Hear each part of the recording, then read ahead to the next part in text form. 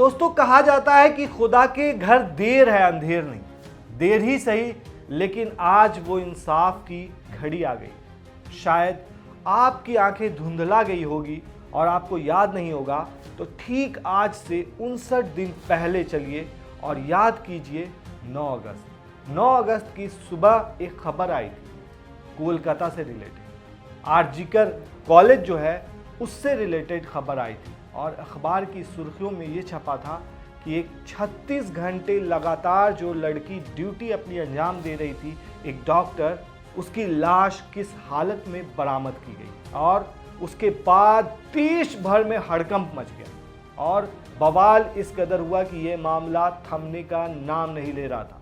यहाँ तक कि सीएम ममता बनर्जी की कुर्सी तक हिलने वाली थी। कहा जा रहा था कि यह मामला इधर उधर चला जाएगा और कुछ नहीं होगा इस मामले में, जो इस मामले का दोषी था उस पर कुछ नहीं किया जाएगा। लेकिन आज दोस्तों ऐसी खबर सामने आई है जिससे सच में ये साबित हो गया है, देर ही सही लेकिन इंसाफ हुआ है। सोचिए उस माँ बाप के बारे में जिसकी एक लौती बेटी है, जिसने अपनी पूरी जिंदगी की कमाई लगाकर बेटी को पढ़ाया हो और बेटी की ऐसी खबर सुनी हो कि आपके बेटी की लाश पड़ी हुई है, आकर ले जाइए। क्या बीतेगी उस माँ बाप पर, क्या सोचेंगे। लेकिन आज का जो दिन है दोस्तों, आखिरकार इंसाफ की घड़ी का दिन है। कोलकाता के राक्षस को उम्र कैद मिली है।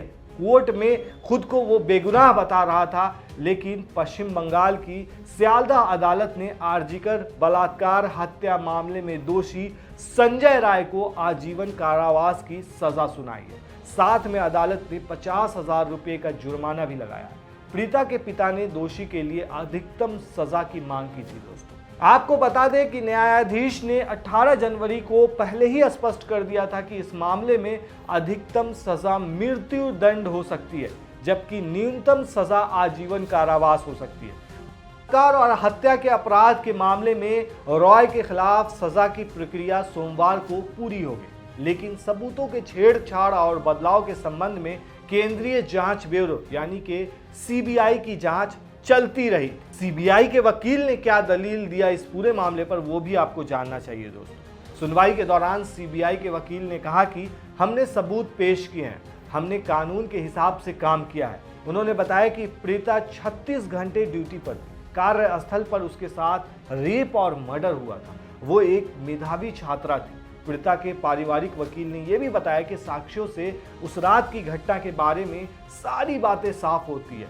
कई बार बहस के बाद भी आरोपी की बेगुनाही साबित नहीं हुई है। ऐसा भी हुआ है दोस्तों। दरअसल ट्रेनी महिला डॉक्टर का शव दोस्तों पिछले साल यानी कि 9 अगस्त को सुबह आरजीकर मेडिकल कॉलेज और अस्पताल के परिसर से सेमिनार हॉल से बरामद किया गया था। मामले की शुरुआती जांच कोलकाता पुलिस की एक विशेष जांच टीम ने की थी, जिसने रॉय को गिरफ्तार किया था। हालांकि सीबीआई ने अपराध की तारीख के 5 दिन बाद जांच शुरू किया और उसके बाद रॉय को शहर की पुलिस ने केंद्रीय एजेंसी के अधिकारियों को सौंप दिया।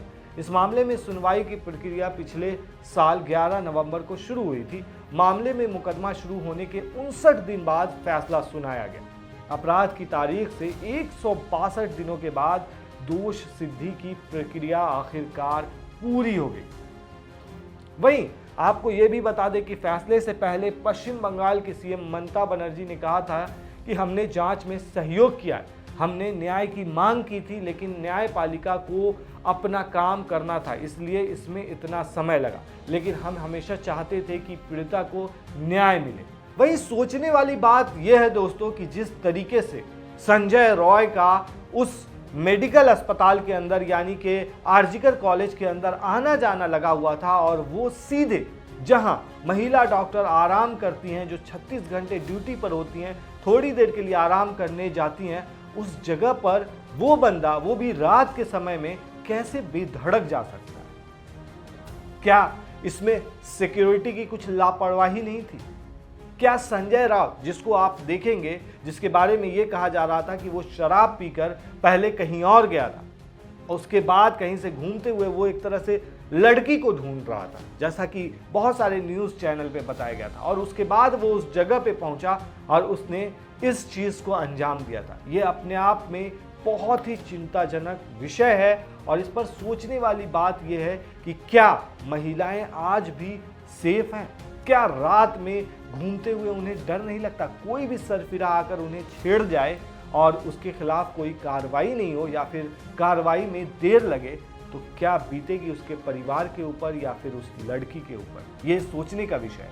लेकिन अब जो न्याय मिला है वो भी अपने आप में बड़ी बात है कि 59 दिन ही सही, लगभग 2 महीने बाद ही सही, लेकिन आखिरकार न्याय मिला है दोस्तों। इस पर आप क्या कहते हैं हमें कमेंट में जरूर बताएं। शुक्रिया।